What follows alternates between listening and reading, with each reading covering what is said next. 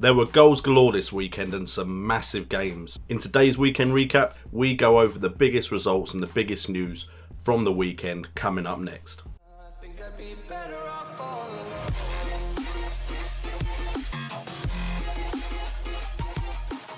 What's up guys, and welcome to JNO United, bringing the best in football news, entertainment and games. And it's that time again, it's time for the weekend recap, and what a weekend it was.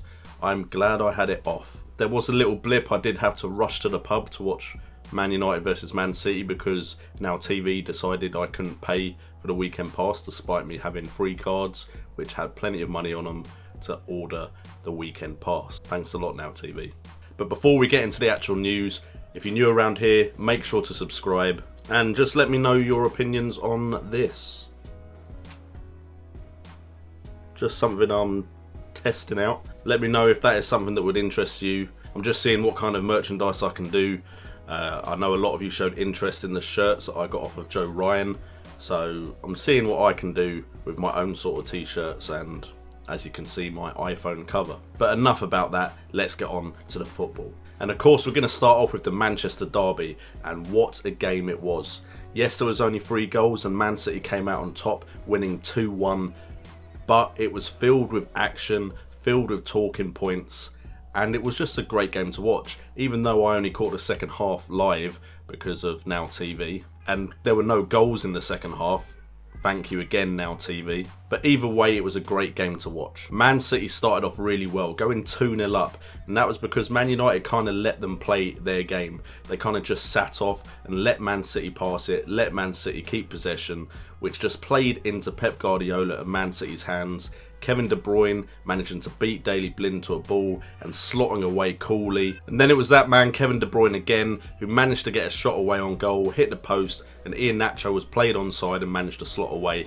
2-0 up, everything looked like it was going their way, and De Bruyne and Silva looked really good in that central midfield role. But then Claudio Bravo happened. Now this is the keeper that has come in and is meant to be better with his feet and a better fit for Man City than Joe Hart.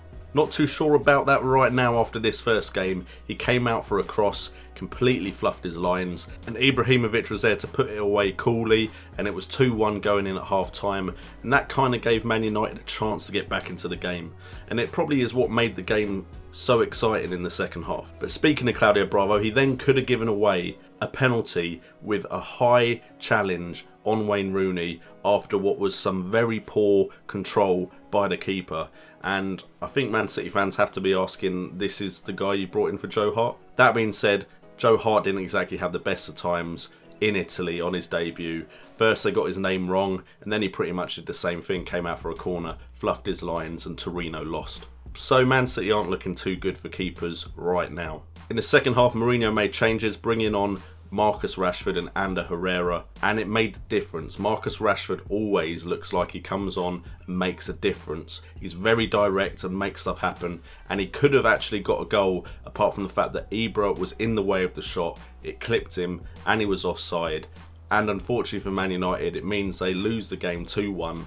But it was a great game, and I think it showed the qualities of both teams, and I think we're looking at 2 of the teams that will be fighting for the title. I think that's very clear after only 4 game weeks.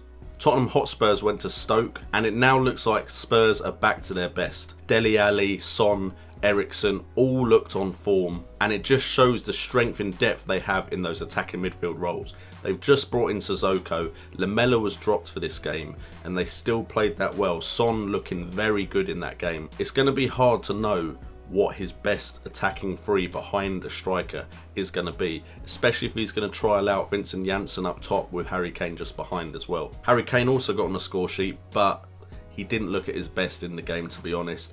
But that might be the confidence booster that he needs, and Dembele is coming back. And if last season is anything to go by, we know that Harry Kane plays rather well when Dembele's on the pitch. And I'm not really sure I want to talk about it, but we have West Ham versus Watford at the new stadium, and things are not going well at this new stadium. The Olympic Stadium is something that the players are clearly going to have to get used to, and fans. We went 2-0 up, doing really well. Payet and Antonio look quality, and then it just all went wrong. James Collins and Adrian, what were you thinking? One of you make a decision.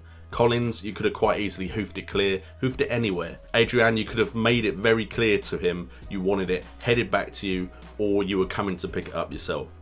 Instead, you both kind of waited for someone else to make a decision, and then when James Collins did finally make a decision, he headed it over his own goalkeeper. Don't get me wrong, Troy Deeney's finish was top class, but man, that was bad defending, and it just didn't get any better, did it?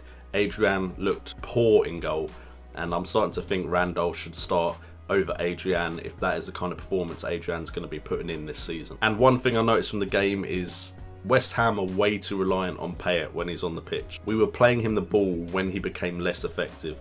He was getting tired the later the game went on. He was becoming less effective, but we were still passing the ball to him. I know he's our best player, but we need other options. We need to have other problems for teams to have to deal with.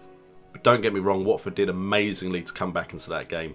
They have some decent players there. I'm not sure with this 3-5-2. They looked weak when they were playing the 3-5-2 at first, so maybe he needs to work on his tactics, Materazzi. But at the end of the day, they can't be complaining when they went away and won 4-2.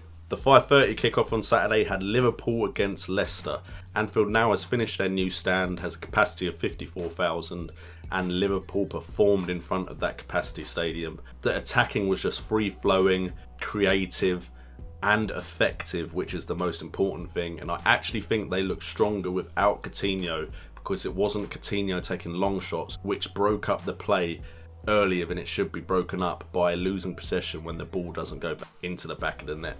Firmino, Lallana, Sadio Mane, all of them looked really good. Sturridge had some great moments, but I think he still needs to get back to like match sharpness, but they looked really good going forward.